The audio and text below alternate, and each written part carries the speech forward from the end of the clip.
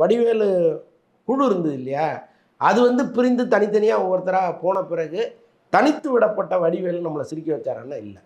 இது எந்த கோயிலில் வேணாலும் நம்ம வந்து சத்தியம் பண்ணலாம். வடிவேல்கிட்ட இருந்த அந்த ஆற்றல்லாம் எங்கே போச்சு அப்படின்னா இந்த கூட்டத்தோடு போயிடுச்சு. சிங்கமுத்து சொன்ன பதில் தவறான பதிலானா இல்லை, சரியான பதில். ரெண்டு பேருக்குள்ள உள்ள பிரச்சனைனால வந்து தமிழ் சினிமால தான் காமெடி எல்லாம் போயிடுச்சு இல்லையா? வடிவேல் வந்து அவ்வளோ அட்ராசிட்டி பண்ணுறாரு, அது பண்ணுறாரு, இது பண்ணுறாருன்னு ஏகப்பட்ட குற்றச்சாட்டுகள். வடிவேலு அந்த 10 லட்சத்தை வாங்கிட்டு காலையில் 11 மணிக்கு தான் ஷூட்டிங் வருவார். 12 மணிக்கு வந்து ஒரு ஷாட் எடுத்துட்டு திரும்ப லஞ்சுக்கு போயிடுவார். அதிகபட்சம் 3 மணி நேரம் தான் ஒரு கேமராமேன் நிற்கிறார். ஒரு நாள் சம்பளம் காலி. பல தயாரிப்பாளர்கள் வயிறறிஞ்சு கொடுத்தாங்க. 10 லட்ச ரூபா வாங்குகிறோம், அதுக்கு நம்ம நியாயமாக இருக்கணும்னு நினச்சி இங்கே இருந்திருந்தாருன்னா வடிவேலு ரீஎன்ட்ரி வரும்பொழுதெல்லாம் நம்ம நம்பியிருக்கோம், அவர் ஏமாத்திருக்காரு. நான் நிஜமாகவே நம்புகிறேன் சுந்தர்சி வந்து இவரை டியூன் பண்ணி கொண்டு வந்துடுவாருன்னு. 5 வருடங்கள் கேப்புக்கு அப்புறமா நிறைய படங்கள் நடிச்சிட்டார் இல்லையா? இன்னமும் அந்த கம்ப்ளைண்ட் இருக்குதா இல்லை கொஞ்சம் கொஞ்சம் மாறிட்டாரா? இல்லை, வடிவேலு மாறவே மாட்டாருங்க. அவர் குணம் அவர் மாற மாட்டார். இத்தனை வருஷமாக நம்மளை வந்து இந்த மக்கள் ஒதுக்கி வச்சுட்டாங்க, நம்ம காமெடியை ரசிக்கலை, அதை வந்து பெரிய அவமானமாக அவர் கருதணும். இது போன்ற எக்ஸ்க்ளூசிவான வீடியோக்களை தொடர்ந்து காண மீடியா சர்க்கிள் சேனலை சப்ஸ்கிரைப் பண்ணுங்க.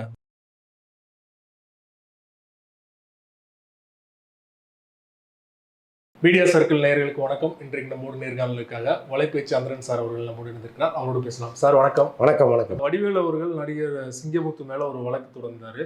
என்னை பற்றி தரக்குறைவா யூடியூப்ல தொடர்ச்சியாக பேசிட்டு வராரு, எனக்கு மான நஷ்ட வழக்கா 5 கோடி எனக்கு பெற்று தாருங்கள், இனிமேல் என்னை தொடர்பாக வந்து யூடியூப்ல அவர் பேசவே கூடாதுன்னு இன்றைக்கு வந்து சிங்கமுத்து தரப்புல இருந்து மனு தாக்கல் பண்ணியிருக்காங்க, பதில் சொல்லியிருக்காங்க. என்னால தான் வந்து நானும் ஒரு முக்கிய காரணம் அவர் இவ்வளவு பெரிய காமெடி ஆகுறதுக்கு, நானும் என்னோட பங்களிப்பெல்லாம் கொடுத்துருக்கேன், நான் பேசுவேன் தொடர்ச்சியா அப்படின்னு அவர் சொல்லியிருக்காரு இல்லையா? எப்படி பாக்குறீங்க? நிச்சயமா அது சரிதான். ஏன்னா வடிவேலு ஆரம்ப காலத்தில் வளரும்போது சிங்கமுத்து கூடவே இருந்தாரான்னா இல்லை, ஒரு இடைப்பட்ட காலத்தில் தான் அவர் வந்து சேர்றாரு. அதற்கப்புறம் அந்த நகைச்சுவைங்கிறது இன்னும் மெருகுது. இப்போ அந்த வடிவேலு குழு இருந்தது இல்லையா, அது வந்து பிரிந்து தனித்தனியாக ஒவ்வொருத்தராக போன பிறகு தனித்து விடப்பட்ட வடிவேலு நம்மளை சிரிக்க வச்சாரான்னா இல்லை. இது எந்த கோயிலில் வேணாலும் நம்ம வந்து சத்தியம் பண்ணலாம். ஸோ வடிவேல்கிட்ட இருந்த அந்த ஆற்றல்லாம் எங்கே போச்சு அப்படின்னா இந்த கூட்டத்தோடு போயிடுச்சு. இந்த கூட்டம் இருக்கிற வரைக்கும் வடிவேலுடைய காமெடிங்கிறது அல்டிமேட், காலத்துக்கும் அழிக்க முடியாத ஒரு காமெடியாக தான் இருந்துச்சு. அப்போ சிங்கமுத்து சொல்கிறதுல ஒன்றும் தவறு இல்லை. நான் என் பங்களிப்பை நான் கொடுத்துருக்கேன், எனக்கு அந்த உரிமை இருக்குது, அவரை திட்டுவதற்கும் உரிமை இருக்குது, பாராட்டுவதற்கும் உரிமை இருக்குங்கிற இடத்துல அவர் இருக்கார். அதனால் இனிமேல் நீதிமன்றம் விசாரிக்கணும், அது என்னங்கிறது அது வேறு. ஆனால் இன்றைக்கி சிங்கமுத்து சொன்ன பதில் தவறான பதிலானா இல்லை, சரியான பதில். நீங்கள் சொன்னது மாதிரி சக நடிகர்கள் இல்லாமல் வடிவேலு அவர்கள் வந்து மார்க்கெட் போயிடுச்சு, ஜொலிக்க முடியல முன்னாடி மாதிரி சொன்னாலுமே அந்த நடிகர்களாலும் ஜொலிக்க முடியல இல்லையா வடிவேலு இல்லாமல்? ஸோ நிச்சயமா அந்த காப்பி டம்ளர் கதை தான். ஊரில் இருந்து கும்பகோணம் காப்பி வெறும் டம்ளரில் கொடுத்தா கூட ருசிக்காது, அது ஒரு டபரா ஒன்று வச்சு அப்படி சேர்ந்து வரும்போது தான் அதுக்கு ஒரு அழகு ருசி எல்லாமே. ஸோ கிட்டத்தட்ட அந்த மாதிரி தான் ஒரு குழு தான். இப்போ அந்த அவர் காமெடியை உருவாக்குற விதத்தையே இயக்குனர்கள் சொல்லுவாங்க. அப்படி வந்து உட்காந்தாருன்னா இவர் ஒன்று சொல்லுவார், இவர் ஒன்று சொல்லுவார், அவர் ஒன்று சொல்லுவார், அப்படி மாற்றி மாற்றி போட்டு கொஞ்ச நேரத்தில் பார்த்தீங்கன்னா அது வந்து ஒரு கலகலப்பான ஒரு காமெடி ட்ராக் உருவாயிரும் அப்படின்னு சொல்கிறாங்க. அப்போ தனிப்பட்ட பங்களிப்புங்கிறது இல்லைல்ல, எல்லாரும் கலந்தது தானே. ஸோ அதைத்தான் சிங்கம் சொல்கிறாரு. அதே நேரத்தில் இவங்க தனியாக வந்து வெளியில் போராடி பார்த்தாங்க, ஒன்றும் நடக்கலையே. இப்போ இவங்க 2 பேருக்குள்ள உள்ள பிரச்சனைனால வந்து தமிழ் சினிமாவில் தான் காமெடி எல்லாம் போயிடுச்சு இல்லையா? காமெடி பெரிய வரத்தாங்க. நிஜமாவே வடிவேல் வந்து அவ்வளோ அட்ராசிட்டி பண்ணுறாரு, அது பண்ணுறாரு, இது பண்ணுறாருன்னு ஏகப்பட்ட குற்றச்சாட்டுகள் வரும். வடிவேல் வந்து அப்போ ஒரு நாளைக்கு நான் சொல்கிறது வந்து 15 வருஷத்துக்கு முன்னாடியே ஒரு நாளைக்கு 10 லட்ச ரூபா சம்பளம் வாங்கினார். அன்னைக்கு அவருடைய கணக்கு என்னென்னா, இப்போ தயாரிப்பாளர் கொடுக்குற கணக்கு மார்னிங் 9 மணிக்கு ஷூட்டிங் வரணும், சாயங்காலம் 5 மணி வரைக்கும் இருக்கணுங்கிறது தான் கணக்கு. ஆனால் வடிவேலு இந்த 10 லட்சத்தை வாங்கிட்டு காலையில் 11 மணிக்கு தான் ஷூட்டிங் வருவார். 11 மணிக்கு வந்துட்டு 1 ஹவர் உள்ளே உட்காந்து அந்த அன்னைக்கு எடுக்க போகிற காட்சிகளை மெருகேற்றுவதற்கான பேச்சுவார்த்தை போவோம். 12 மணி ஆகிடும். 12 மணிக்கு வந்து ஒரு ஷாட் எடுத்துகிட்டு திரும்ப லஞ்சுக்கு போயிடுவார். சாப்பிட்டு கொஞ்ச நேரம் தூங்கிட்டு 3 மணிக்கு வருவார், 5 மணிக்கு போயிடுவார். அதிகபட்சம் 3 மணி நேரம் தான் ஒரு கேமராமேன் நிற்கிறது. ஒரு நாள் சம்பளம் காலி. இப்படி பல தயாரிப்பாளர்கள் வயிறறிஞ்சு கொடுத்தாங்க. அது வந்து நடந்துச்சு. அதுதான் இருந்தாலும் தயாரிப்பாளர்கள் வில்லனாக தான் இருக்காரு. ஆமாம் ஆமாம். ஆனால் இப்படி இல்லாத ஒரு வடிவேல், நம்ம அவர் 10 லட்ச ரூபா வாங்குகிறோம், அதுக்கு நம்ம நியாயமாக இருக்கணும்னு நினச்சி இங்கே இருந்திருந்தாருன்னா இயற்கையாக அவர் இன்னும் பல காலம் இங்கே வச்சுருக்கோம். ஒரு கட்டத்தில் அவர் மார்க்கெட் இழந்து போக வேண்டிய சூழலை இயற்கை உருவாக்கியிருக்காது. பல பேருடைய வைத்தறிச்சல் இருக்குல்ல அதில். ஸோ அதனால் இன்னைக்கு வந்துட்டார் வடிவேலு கம்பேக்னு சொல்கிற அளவுக்கு ஒரு படத்தில் நடிச்சிட்டு இருக்காரு. நான் அந்த படத்தை ரொம்ப நம்புகிறேன். ஏன்னா இதுக்கு முன்னாடி வடிவேலு ரீஎன்ட்ரி வரும்பொழுதெல்லாம் நம்ம நம்பியிருக்கோம், அவர் ஏமாத்திருக்காரு. ஆனால் இந்த முறை சுந்தர்சியோட சேரும் பொழுது நான் நிஜமாகவே நம்புகிறேன், சுந்தர்சி இவரை டியூன் பண்ணி கொண்டு வந்துடுவாருன்னு. இதற்கப்புறமாவது வடிவேலு நம்முடைய தேவை இந்த தமிழ்நாட்டுக்கு இப்போ இருக்குது, இந்த நேரத்தில் நம்ம இந்த மக்களை அனாதையாக விட்டுட்டு போகக்கூடாது அப்படின்னு குறைந்தபட்சம் நினைச்சாருன்னா அது பெரிய நிம்மதியாக இருக்குது. கிட்டத்தட்ட அந்த 5 வருடங்கள் கேப்புக்கு அப்புறமா நிறைய படங்கள் நடிச்சிட்டார் இல்லையா? இன்னமும் அந்த கம்ப்ளைண்ட் இருக்குதா இல்லை கொஞ்சம் கொஞ்சம் மாறிட்டாரா? இல்லை, வடிவேலு மாறவே மாட்டாருங்க. அவர் குணம், அவர் மாற மாட்டார். ஆனால் நான் என்ன சொல்கிறேன், இத்தனை வருஷமாக நம்மளை இந்த மக்கள் ஒதுக்கி வச்சுட்டாங்க, நம்ம காமெடியும் ரசிக்கலை, அதை அதை ஒரு பெரிய அவமானமாக அவர் கருதணும்.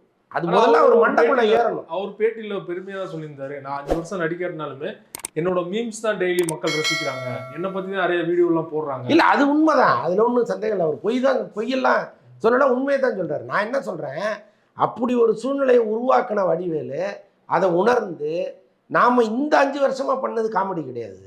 ஏன்னா நடுவில் போயிட்டு திரும்பி ஒரு காமெடி பண்ணார்ல, அது காமெடி கிடையாதுன்னு முதல்ல அவர் நம்பணும். அதை நம்ப அவர் தயாராக இல்லை. நாம் செய்கிறோம், இவனுங்க சிரிக்க மாட்டேங்கிறானுங்க, என்ன அதுக்கு நான் என்ன பண்ணுறது அப்படிங்கிற மாதிரி இருக்கு அவர் பதிலாம்.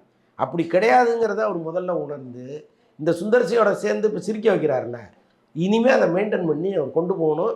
சினிமாவுக்காக சில சமரசங்களை அவர் பண்ணணும். ஓகே, அதே போல் வடிவேலு அவர்களுடைய காம்பினேஷனில் நிறையா நடிகர்கள் தொடர்ச்சியாக வடிவேலு குற்றச்சாட்டு தான் சொல்லிட்டு இருக்காங்க. யாருமே பெருசாக பாராட்டினதா அவர் 1-2 பேர் அங்கங்கே பாராட்டிருக்கலாம் தவிர முக்கியமான கூட நடித்தவங்களை எல்லோருமே திட்டம் தான் செஞ்சுருக்காங்க. வடிவேலால் நான் நடுத்தருக்கு வந்திருக்கேன் அப்படின்னு சொல்லாத குறை தான். ஏன் இப்படி எல்லாருமே ஒட்டுமொத்தமாக பேசுறதுக்கு காரணம் என்ன? டார்கெட் பண்ணுறாங்களா வடிவேலு அவர்களா, இல்லை உண்மையே தான் சொல்கிறாங்களா அப்படிங்கிற ஒரு கேள்வி வரும் இல்லையா பொதுவாக பார்க்குறவங்க? ஒரு பக்கம் உண்மைன்னு வச்சுக்கிங்க, ஆனால் சினிமாவே சந்தர்ப்பவாதம் தான். ஒருத்தர் டாப்பில் இருக்கும் பொழுது அவரால் நமக்கு ஆதாயம்ங்கும் போது அவரை இந்திரனே சந்திரனேன்னு கொண்டாடுவதும், அவரே அந்த இடத்துல இல்லை, அவராலே இங்கே எந்த பிரயோஜனமும் இல்லைங்கிற ஒரு முடிவு எடுக்கும்போது அவரை இழுத்து பேசுவதும் இங்கே ரொம்ப இயற்கையாக இருக்குது. அதுதான் வடிவேலு விஷயத்தில் நடக்குது.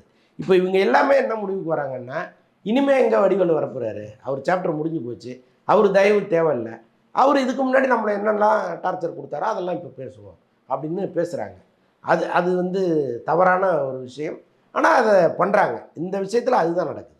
உண்மையிலேயே வடிவேலு அவர்களுடைய கம்பேக் படம் தான் மாமன்னன் தான். ஆனால் நம்ம பழைய வடிவேலு மாதிரி காமெடியான ஒரு ரோல் இல்லை, ஒரு சீரியஸான ஒரு ரோல் பண்ணியிருந்ததை பார்த்தா எமோஷனலாக நிறைய பேர் கண்களுக்கு வச்சா சொல்லலாம். இப்போ இனிமேல் வர ரோலுமே அதை ஒப்பிட்டு தானே இருக்கும், அதை ஒட்டிய மாதிரி ரோல் தானே அதிகமாக வரும், இல்லை பழைய மாதிரி காமெடியாக எடுத்துகிட்டு வர வாய்ப்பு இருக்குது? இல்லை, வடிவேலு அதில் ரொம்ப தெளிவாக இருக்கு.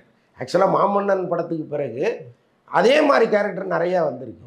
அவரே ஒரு மேடையில் சொல்கிறாரு, வர்றவங்களாம் வாயில் துண்டை பொத்திட்டே வரான் அழுதுகிட்டு அப்படின்னு சொல்கிறாரு. அப்போ அவர் நோக்கம் நம்ம இப்படி கேரக்டர் ரோல் பண்ணுறது இல்லை அப்படின்ல அதில் தெளிவாக இருக்கார். இப்போ எப்படி இந்த படத்தில் சுந்தர்சி படத்தில் ஒரு 4 ரோலும் என்னமோ இந்த கெட்டப்பில் வராரு போடுறது. ஓகே, அதில் அவர் ரொம்ப விரும்புகிறார். அது கிளிக் ஆயிடுச்சுன்னா தொடர்ந்து அதே மாதிரி அவர் இறங்கிடுவார். ஓகே, அந்த காம்போ மாதிரி அடுத்தடுத்து செட் ஆகணும் இல்லையா? ஏன்னா சுந்தர்சி வடிவேலுங்கிறது வின்னர்லேருந்து நிறைய படங்கள் செட் ஆகிடுச்சு, அடுத்தடுத்து ஒரு டேரக்டரோட அது செட் ஆகணும் இல்லையா? அதான் இங்கே ஒரு பிரச்சனை. இல்லை, அதுதான் இங்கே தான் வடிவேலு தன்னை மாற்றிக்கணும்னு நான் சொல்கிறேன். ஏன்னா இப்போ நடுவில் சுராஜ் வந்தார். ஆமாம், சுராஜ் படமே அவரோட படம் தான். ஆமாம், வடிவேலு வச்சு நிறைய காமெடி படங்கள் பண்ணவர். ஆனால் அந்த சுராஜையை இவர் நீ உட்காரு நான் பார்த்துக்கிறேன் அப்படின்னு அவர் ஆதிக்கம் செலுத்துகிற இடத்துல இருந்தார். ஸோ அதனால தான் இந்த காமெடி ஒர்க் அவுட் ஆகாமல் போயிடுச்சு. ஆனால் சுந்தர் சீட்டே அது எடுபடாது. அவர் நான் சொல்கிறத கேளுங்க அப்படின்னு சொல்லி செஞ்சிருவார். ஸோ அதனால் இதை நம்ம ரொம்ப நம்புகிறோம். இதே மாதிரி இயக்குனர்கள் வரணும். அது அப்படி வந்தால் இந்த காமெடி நீடிக்கும், இல்லைன்னா மறுபடியும் இந்த ஒரு படத்தோட காணாமல் போயிடும். ரொம்ப நன்றி சார், உங்கள் நேரத்தை ஒதுக்கி பல்வேறு தகவல் எங்களோட பகிர்ந்து கொண்டீங்க. நன்றி.